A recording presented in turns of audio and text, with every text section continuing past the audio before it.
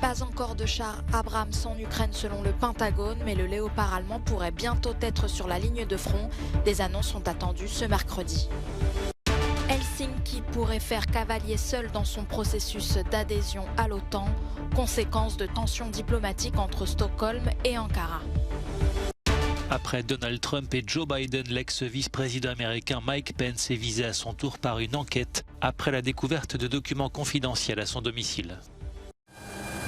Les États-Unis devraient contribuer à l'effort de guerre dans le conflit ukrainien. Joe Biden serait sur le point d'approuver l'envoi de chars Abrams M1 en Ukraine, selon des sources citées par l'agence de presse Reuters. Mais pour l'heure, la Maison-Blanche et le Pentagone ne confirment pas cette information. Good afternoon, everyone. Je n'ai pas d'annonce à faire aujourd'hui concernant les M1. Je pense que nous continuons à avoir un dialogue solide avec l'Ukraine et nos alliés internationaux pour se concentrer sur leurs besoins immédiats sur le terrain.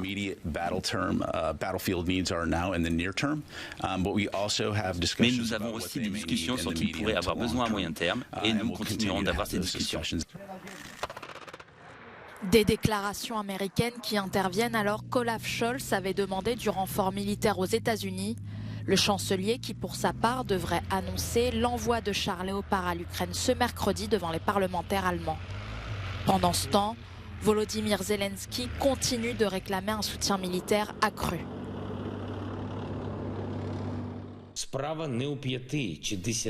5, 10 ou 15 tanks, c'est pas le sujet. Les besoins sont grands. On fait ce qu'on peut tous les jours pour combler les déficits.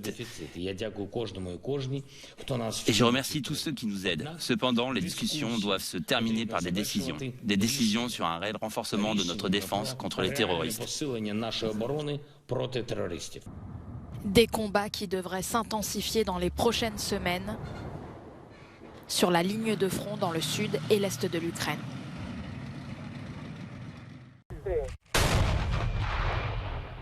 Depuis le début de la guerre en Ukraine, les deux camps ont subi de lourdes pertes en chars de combat de fabrication soviétique et post-soviétique. Alors que les réserves s'amenuisent côté ukrainien, l'arrivée de chars occidentaux sur le terrain peut-elle changer le cours de la guerre ? Selon Johannes Andersen, membre de l'agence suédoise de recherche en défense, les choses ne sont pas aussi simples. Il ne s'agit pas d'une baguette magique, dit-il. Ce n'est pas quelque chose qui va changer radicalement le cours de la guerre. Au niveau tactique, l'efficacité dépend aussi du soutien à courte portée des véhicules de combat d'infanterie. Il y a beaucoup de facteurs à prendre en compte. Vous devez vous assurer de mettre en place tout ce qui est nécessaire autour des chars de combat principaux. La logistique, la maintenance et l'interopérabilité des différents véhicules militaires sont essentiels pour tirer le meilleur parti des chars. Le Léopard, char lourd de fabrication allemande, est répandu dans plusieurs pays européens et membres de l'OTAN. Cela peut faciliter les réparations et l'approvisionnement. L'Ukraine devrait par ailleurs bientôt recevoir des chars plus légers, mais également jugés très performants, le Bradley américain et l'AMX français. Il y a de nombreuses raisons de supposer que ces chars occidentaux sont bien supérieurs aux chars russes, et ce, dans différents domaines, estime Johannes Andersen. Mais il faut aussi prendre en compte le contexte et la façon de les déployer. Si les experts n'ont pas encore pu évaluer les qualités et les défauts des chars russes les plus récents, ils estiment que l'Ukraine aurait besoin de près de 500 chars de combat supplémentaires pour faire la différence sur le terrain en prenant en compte les lourdes pertes.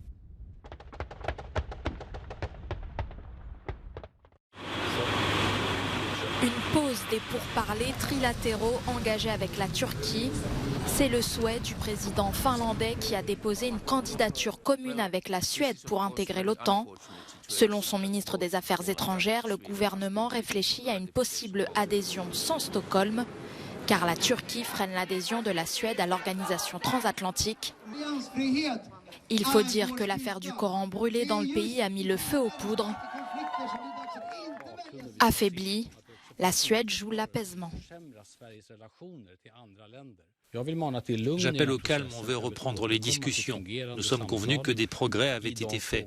La Suède, la Finlande et la Turquie ont un accord tripartite. Et cela se passe bien. Après, il est évident que nous ne pensons pas la même chose sur tous les sujets. Il est évident que nous avons différentes législations dans nos pays. Je pense, comme cela a été dit, qu'il faut garder deux choses en tête. Nous sommes déterminés à garantir la liberté d'expression et nous sommes très désireux de terminer ce processus d'adhésion avec la Finlande.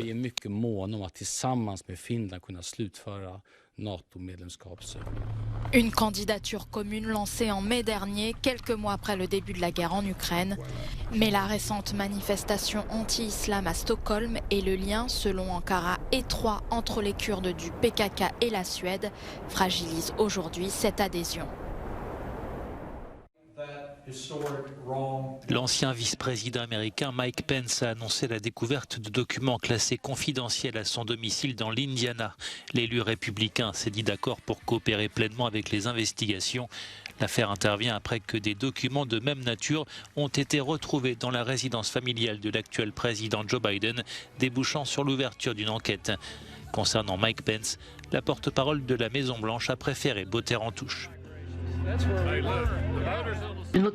Je ne vais pas commenter une enquête criminelle en cours ou une quelconque enquête, dit-elle. Comme vous le savez, le ministère de la Justice est indépendant et nous ne ferons pas d'ingérence politique. Nous avons été très clairs à ce sujet sous cette présidence.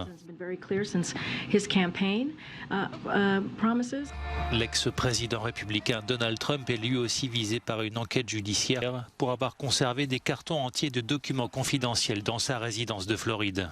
La loi américaine oblige pourtant les présidents et vice-présidents à transmettre l'ensemble de leurs documents de travail aux archives nationales.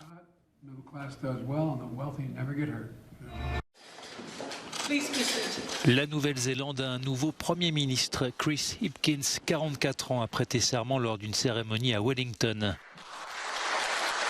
Cet ancien ministre en charge de la lutte contre le Covid-19 devra désormais s'attaquer à la crise économique alors que la récession menace le petit pays océanique de plus de 5 millions d'habitants. Chris Hipkins succède à Jacinda Ardern qui a démissionné par surprise, affirmant ne plus avoir l'énergie pour poursuivre son mandat. Elle a quitté ses fonctions sous les applaudissements de plusieurs parlementaires. Andrew Tate présenté à la cour de Bucarest ce mercredi. Les charges qui pèsent contre l'homme aux 5 millions d'abonnés sur Twitter sont lourdes. Il doit répondre de crimes organisés, trafic d'êtres humains et viol. Détenu depuis décembre dernier, il a toujours clamé son innocence. Le dossier est vide, bien sûr, c'est injuste. Il n'y a pas de justice en Roumanie, malheureusement. Son frère, Tristan, est également détenu dans le cadre de cette même enquête. Des téléphones et du matériel informatique avaient été retrouvés dans les différents lieux perquisitionnés, dont plusieurs qui appartenaient aux deux frères. Avant le verdict, les deux hommes resteront en détention jusqu'à fin février. Cette carte montrant un village néerlandais aurait été dessinée à la main par un soldat allemand durant la Seconde Guerre mondiale. Et sur ces points rouges se trouverait l'emplacement d'un trésor enfoui. Ce document que les archives nationales néerlandaises viennent de mettre au jour suscite les passions et les ardeurs des chasseurs d'or. De nombreux curieux armés de détecteurs de métaux ont convergé vers la localité d'Omeren. C'est évidemment une nouvelle spectaculaire qui a enthousiasmé tout notre village, mais aussi des gens qui ne sont pas d'ici, dit cet homme. Plusieurs personnes se sont mises à creuser spontanément là où ils pensaient que le trésor était enterré. Le butin renfermerait des bijoux, des pierres précieuses et des pièces d'or. On ignore si ce trésor existe vraiment ou s'il se trouve toujours à l'emplacement indiqué par la carte. Le seul indice est le témoignage d'un soldat nazi qui était stationné aux Pays-Bas et que les autorités néerlandaises avaient interrogé à la fin de la guerre.